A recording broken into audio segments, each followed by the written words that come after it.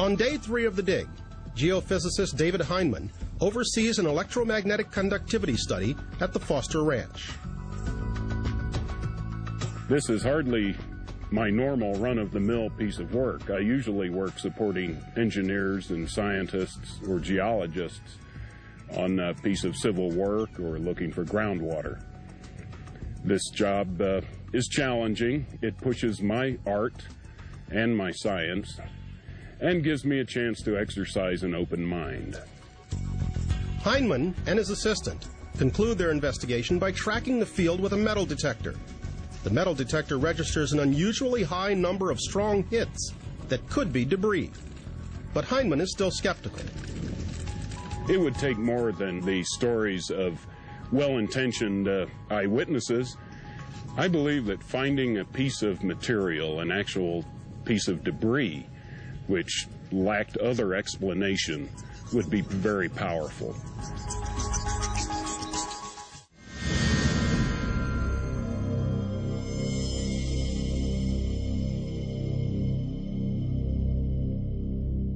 By now, the story's familiar. A mysterious object crashes in the middle of the New Mexico desert, only to be recovered, some say covered up, by the United States government. Was it a weather balloon? Was it a Russian spy plane? Or was it, as many people claim, an extraterrestrial spacecraft?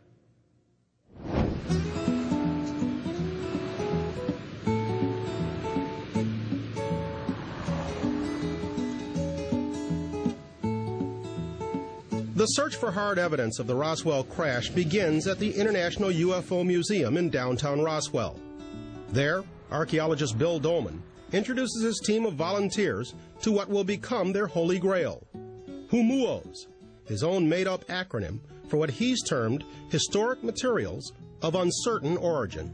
If this thing, something came and plowed into the surface and created a gouge, all right, and this gouge filled in with sediment over the last 55 years with rain washing down the slopes and stuff like that, then there could be stuff down here that's now buried. Or if there was a hole here and a piece came flying through the air and went and ended up down there, that would be part of it, and it would eventually get buried when this little kangaroo rat finally passed on to the next plane, and his hole filled in with dirt, and down there at the bottom of it is a humuo. Leaving Roswell at the crack of dawn, the dig team makes its way out to the debris field.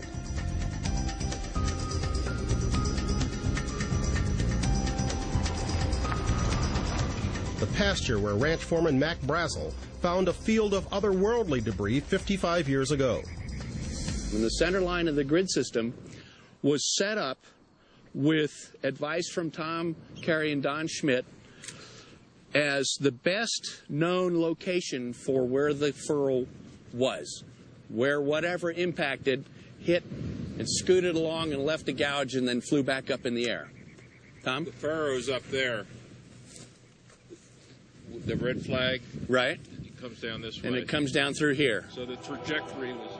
Elsewhere on the dig site, David Heinemann's electromagnetic conductivity study has revealed 2 notable anomalies, areas that show strikingly unusual soil characteristics. The anomalies are located right where witness testimony placed the gouge created by whatever crashed here in 1947. The red colors represent high conductivity. That's likely to reflect any subsurface features that might be the gouge or furrow that we're looking for. And so our plan is to begin with targeting the 2 major anomalies with test pits that you're going to be digging today and continuing to dig until you fall down. Volunteer Nancy Easley Johnston has come all the way from Colorado to participate in the dig. Her father, the late Major Edwin Easley, was Provost Marshal of the Roswell Army Air Base in 1947. He supervised the cleanup of this very site.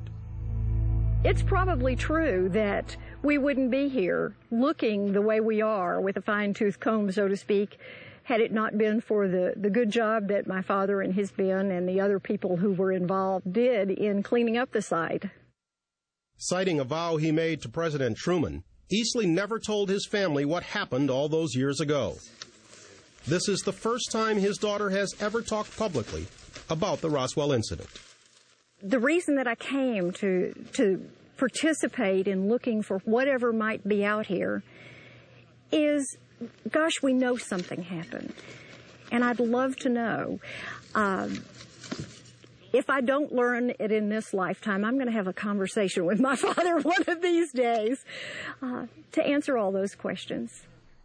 And more of these military officers who heretofore would only tell us that they were sworn to secrecy, that they still couldn't talk about it, would then finally say, well, I've waited all these years, and yet I feel that at least I owe you this much, and then would acknowledge that it wasn't a balloon, it was a flying saucer, it was something manufactured off the Earth. If the Roswell story is indeed true, how could so many salt-of-the-earth people keep such a secret for more than half a century? The military may have suggested to specific witnesses who saw something that they really rather they didn't talk about it and appeal to their patriotism, which in 1947 would have worked really well. We were talking different times and different eras, and I think we're dealing with people who were very honorable people in 1947. It was during the early 1940s that American flyboys first encountered mysterious objects that would later be classified as UFOs. It is in World War II where sightings of UFOs really spiked up in a very significant way. They encountered these glowing balls of light, for instance, that would pace a plane going at 300, 400 miles per hour and then shoot up in the sky. No one really knew what these were. Dubbed Foo Fighters, these strange balls of light were initially believed to be some form of psychological warfare developed by the Nazis. Foo Fighters were observed in the Pacific Theater as well as the European Theater. And they were observed by American, French, British pilots as well as German and Japanese pilots. You know, who do they belong to? What are they? No one really knew.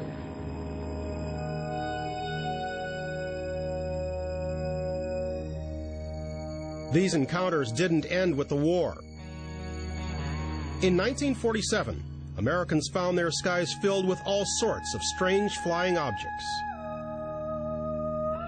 The UFO phenomenon really took off actually in June of 1947 in the state of Washington, when a pilot by the name of Kenneth Arnold saw many objects going in formation at a very, very high speed by Mount Rainier in Washington. Arnold said that the 9 silvery objects he'd seen looked like saucers skipping over a pond. The next day, his story was front-page news, and a new term entered the American lexicon: flying saucer. Today, the term flying saucer seems outdated and comical, but in 1947, it was no laughing matter. The government was panicked about UFOs. They didn't know what it was. Here's this phenomenon invading our airspace. They're unable to do anything about it, so there was a high level of panic. What if this happens to be alien invaders? They can't prepare for it. The UFO problem has had very significant national security implications. You can look at other incidents regarding UFOs in the military in the 1940s. For instance, airspace violations over very sensitive places, including the Oak Ridge nuclear facility in Tennessee. You know, I don't know about you, but I would want to know what was invading my airspace. And you know what? They did want to know. And we have FBI documents that confirm tremendous interest by the Atomic Energy Commission, by Army intelligence. Following the Kenneth Arnold incident, UFO reports poured in from all across the nation. Many of these originated in New Mexico, and for good reason. New Mexico's skies were prime testing grounds for the Army's top-secret weapons. New Mexico was the hotbed of all military activity. There was more atomic research here, all of the Pt.2 German rocket testing happening just about an hour west of this very site, ongoing atomic research at Los Alamos, and the first atomic bomb squadron, headquartered at Roswell. I mean, this was the unit, the squadron, that had dropped the atomic bomb.